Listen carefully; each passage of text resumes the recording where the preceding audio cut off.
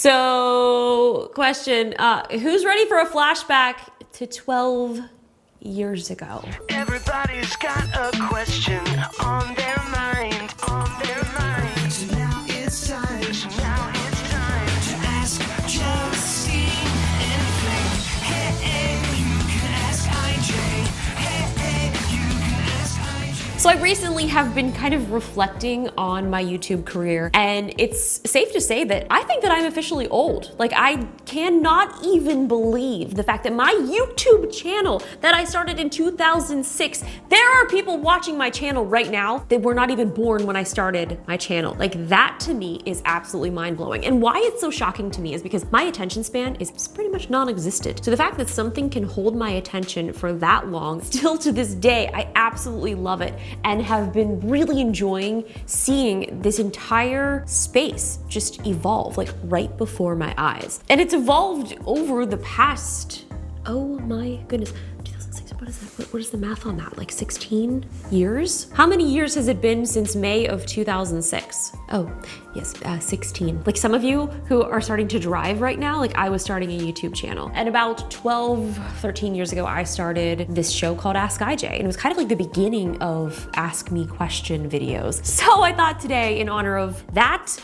I would answer some of your questions. I've already screenshotted some that I asked you guys on Twitter. If you want to follow me on Twitter, at iJustine. Oh my God, this is so weird. I feel like I'm just kind of time traveling back to the first episode of Ask IJ. Watching this old video of the first episode of Ask IJ is honestly kind of shocking because I'm just picturing the studio apartment that I had. My studio that I'm shooting this video in right now is larger than that entire apartment combined. My bedroom, my kitchen, my bathroom, like it was a very, very small apartment. So it's so strange kind of sitting here many years later to really kind of reflect on how grateful I am to really be able to be doing this for so long. And I don't really think about it that often to kind of think of like where I started and where I am now. And that's a very long time to be doing something. So if any of you are currently working on a project or you want to do something in the future, like sometimes things take a very long time. There's ups, there's downs. And my journey to here, there has been so many ups and downs, things that I've never shared publicly on the internet. And it's just kind of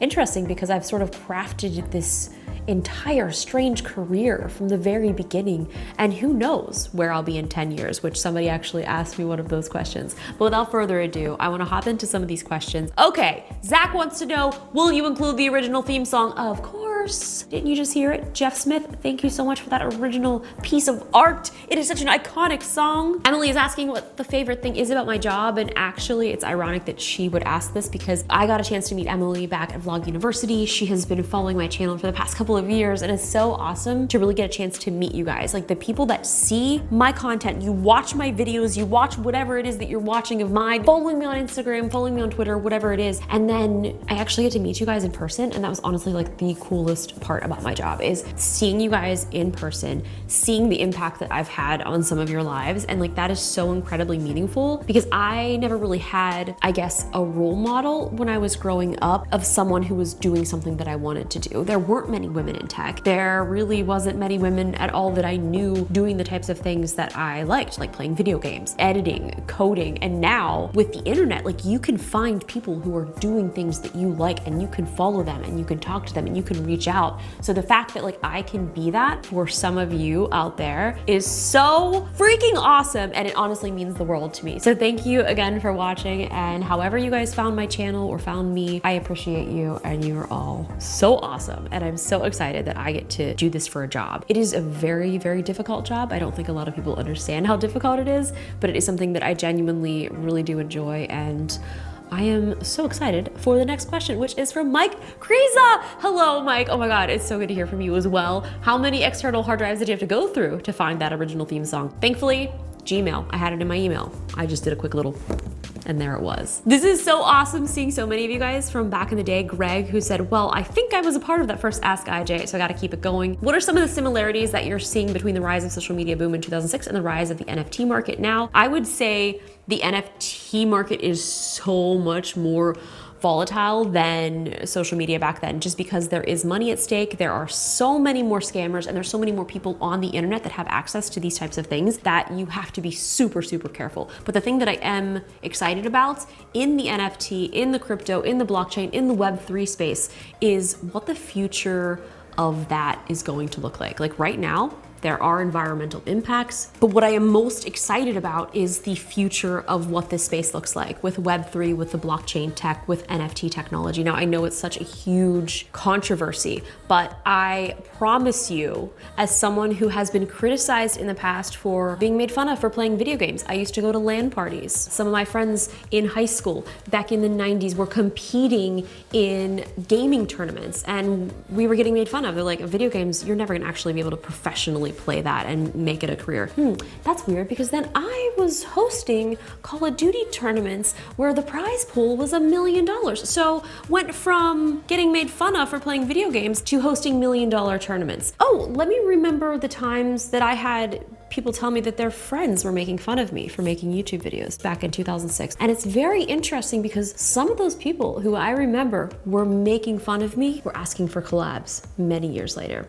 Interesting. So with people making fun of me for my interest in Web3, NFT, blockchain tech, I get it. I understand where you're coming from because it is something that is completely new. There are a ton of things that are wrong with it, but that is how things start. There are environmental impacts, especially with Ethereum and how much processing power it takes to actually mine Ethereum. A lot of this tech that is so early right now, it will be used in future iterations of what Web3 will become and what you currently see it now. I know the right click, save, JPEGs, the screenshot, whatever. With a lot of these future iterations of Ethereum, like Ethereum 2.0 and even Solana, these will all be consuming way less energy. So a lot of those environmental impacts of things that we have currently, those will hopefully all be taken care of. I know a lot of people have a lot of strong opinions about it. They either love it or they hate it. I feel like there's no kind of middle ground.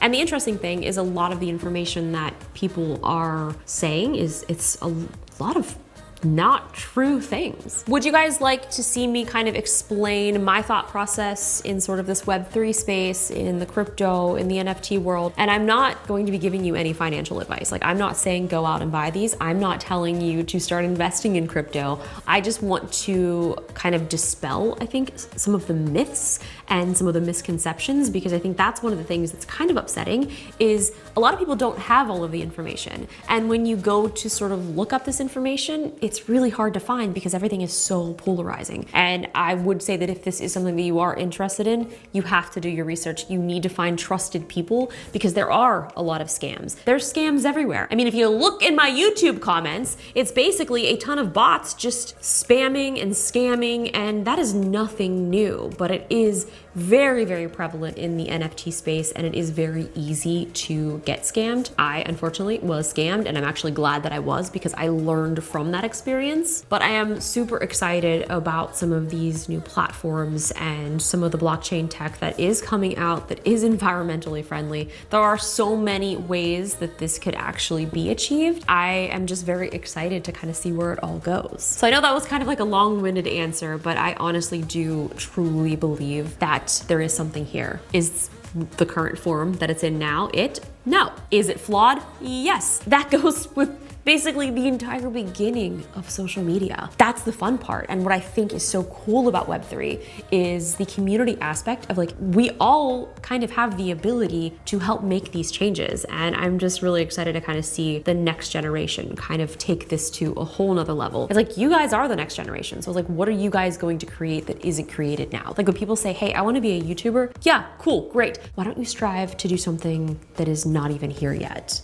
And I feel like that has been something that I've done pretty much my entire life. I've found really cool small platforms like Twitter, like Instagram, and all of these things before there were tons of people on it. And that's why it's so exciting to see people kind of creating new platforms every single day that could potentially be the future. Anyway, that was, I don't even know, did I answer your question?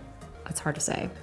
Nico is saying you made this intro 13 years ago. Oh my God, look at that. Oh. Wow. Oh my gosh, Rob is showing his You Can Ask IJ t-shirt. Can you even believe this?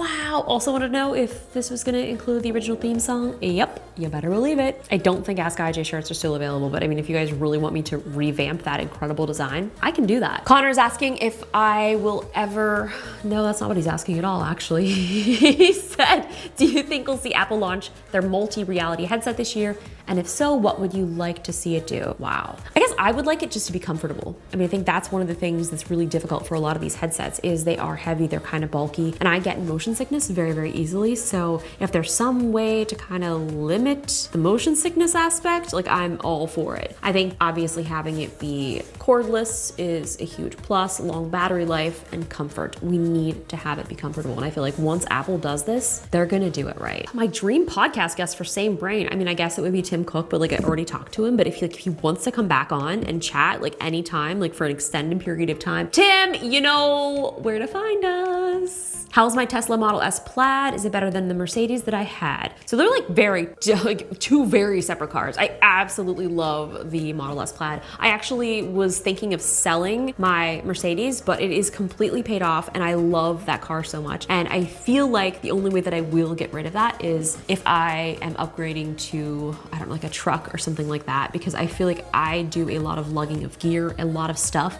And so having that larger vehicle, especially one that is paid off, I'm not worried about. That car for me has already kind of had its little dents and nicks. So like, I don't mind taking that off-roading and going places and not worrying about like, oh my God, my Tesla Model S Plaid, like I can't take that off-road, but Mercedes SUV, yep, I can take that anywhere. Fastest Rubik's Cube solving time. Dennis, you're asking a lot of hit questions. It's under 3 minutes, maybe like 2:40 something. Do I still play Animal Crossing? Yes, I do. I haven't been playing as much, but I still play like a couple times a week for sure. Krishna is talking about a Q&A that I did from LAX. If you remember, some 12 or 13 years ago, my flight was delayed. I actually do remember that. We were discussing food choices in various terminals. That sounds about accurate. Ravi, what was your vision for the channel at this particular point? And that is a picture of me and my Teenage Mutant Ninja Turtles costume running around my yard 15 years ago. That's cool. Love that. You love to see that. You love to see it. Nicholas says, you've accomplished so much since the start of your YouTube channel. Where do you see yourself 12 years from now? Oh my God, I don't know.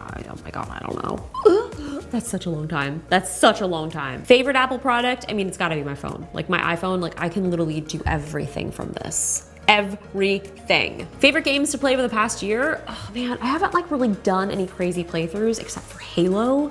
I played that so much over the Christmas break, and basically me and my sister were in opposite rooms across from each other in the hall at our childhood home playing Halo, and it felt just like the good old days. Oh, so great. Yami Alex 224 says, I'm 30 and I've been watching you since the peanut butter and jelly in the blender and Apple. Why you no send me phone? That's a long time.